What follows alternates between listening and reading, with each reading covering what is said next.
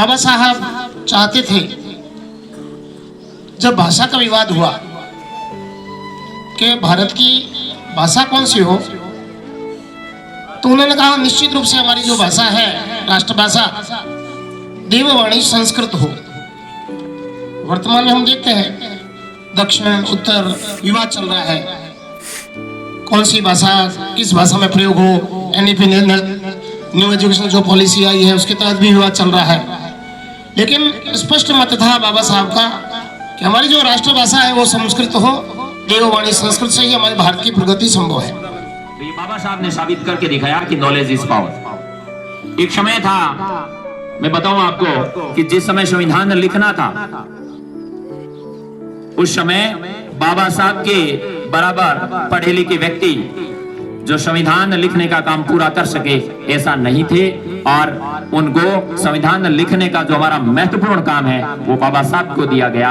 अभी हम पूर्व में देख रहे हैं। उनकी इन अच्छाइयों को करते हैं प्रणाम। एकता के सूत्रों में बांधा राह आसान, नर नारी को अधिकार दिए सब ही एक समान।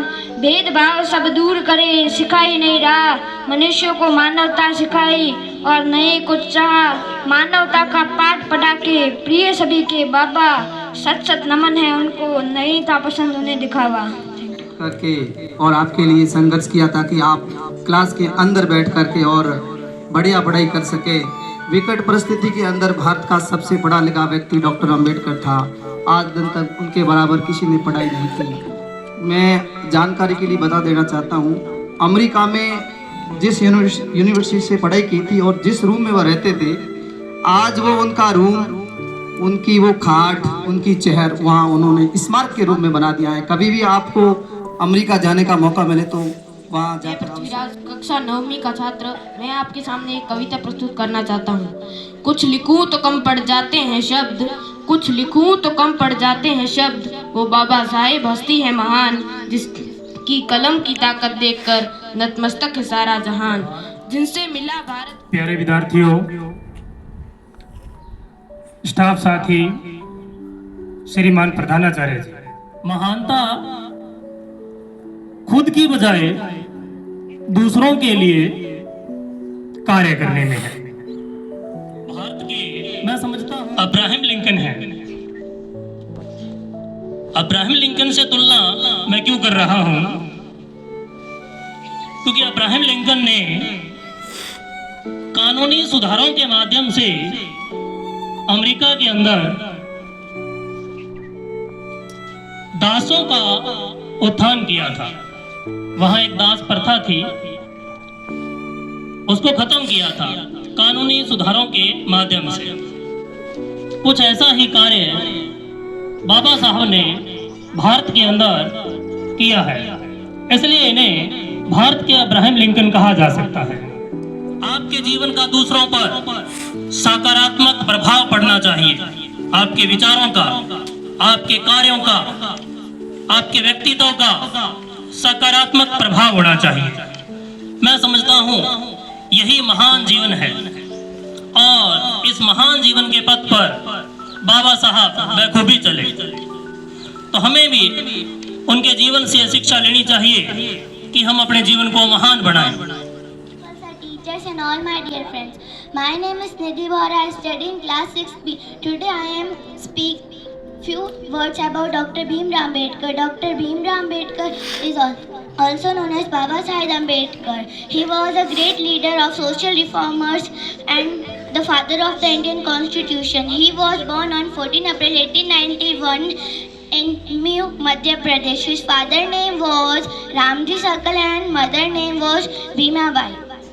He studied in India, the United States and England, earning many degrees including the doctorate. He fought for Dalits and oppressed and worked to improve his lives. As the chairman of the drafting committee, Dr. Bhimrao Ambedkar played a key role in writing the Indian Constitution and ensure Ram Vyas class 4 आइए और अपने विचार व्यक्त कीजिए। आज मैं doctor Bhimrao Ambedkar के बारे में कुछ बोलना चाहता हूँ। संविधान निर्माता भारत रत्न बाबा साहेब डॉक्टर भीमराव अंबेडकर जी को उनकी जयंती पर कोटि कोटि नमन साहेब। बाबा साहेब का जन्म 14 अप्रैल 1891 में मध्य प्रदेश के महू में हुआ था। आओ समाज को सभ्य बनाए, एक समान है मानव सारे, आओ मानवता को अपनाए। सभी को संविधान निर्माता, संविधान के जनक, पिछड़ों वंचितों के मसीहा और पूरे विश्व में सिंबल ऑफ नॉलेज के नाम से चर्चित, मैं मानता हूं उनका परिचय मैं अपनी वाणी से नहीं कर सकता। ऐसी महान शख्सियत को मैं वंदन करता हूं, प्रणाम करता हूं। और आपसे उनमें जो ज्ञान प्राप्त करने की जो जिज्ञासा थी, जो ज्ञान पिपासा थी, उसको आत्मसात करने की आवश्यकता है। बाबा साहब कार्यक्रम जारी रहेगा। अब मैं निवेदन करूंगा खुशी थानवी क्लास 3 से आइए अपने विचार व्यक्त करने के लिए। बहुत ही छोटी बच्ची है, क्लास 3 में पढ़ती है। क्लैपिंग कीजिए, इन बच्ची का हौसला देखिए, मंच पर आ रही है। वेलकम, स्वागत। डॉक्टर भीमराव के लिए एक कविता बोलना चाहूँगी। डॉक्टर भीमराव अंबेडकर भीमराव थे बहुत महान के, किया गरीबों का सम्मान, पढ़ लिख कर बने विद्वान, लड़े बराबरी के लिए जान, संविधान उन्होंने बनाया, सभी को हक दिलाया, छुआ छूट को दूर किया, सबको जीने का जी प्यारे हैं। बहुत बढ़िया, इस बच्चे के लिए क्लैपिंग कीजिए। क्लास 6 से सपना मेघवाल आपके सामने प्रस्तुति देगी। सपना आइए मंच पर अपने विचार व्यक्त करने के लिए। मैं सपना मेघवाल, कक्षा 6वीं ब की छात्रा। बाबा साहेब डॉक्टर भीमराव अंबेडकर की 134वीं जयंती पर आप सभी को मेरा नमस्कार। विधान बनाकर भारत का लिखी अद्भुत कहानी है, याद करो उस भीम को, संविधान जिसकी निशानी है, याद करो उस भीम को, संविधान जिसकी निशानी है। युग बोधक, विश्व रत्न, संविधान निर्माता, हमारे महान प्रेरणा स्रोत, दलितों, वंचितों और महिलाओं के मसीहा डॉक्टर भीमराव अंबेडकर जी को मैं नमन करती हूँ।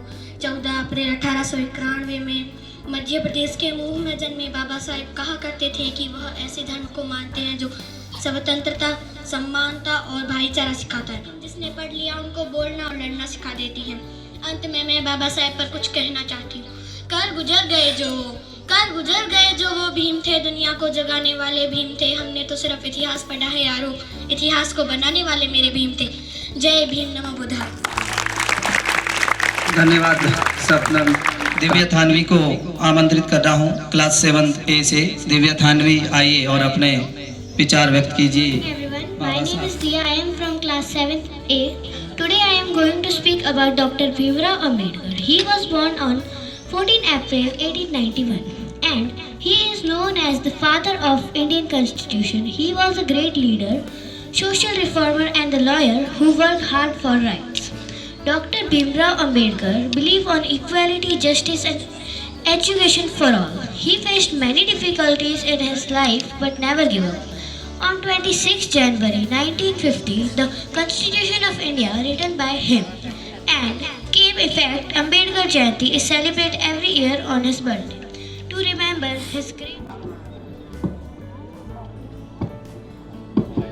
आज आप सभी को नमस्कार। मेरा नाम पार्थ के पुरोहित, मैं कक्षा 7वीं ब से।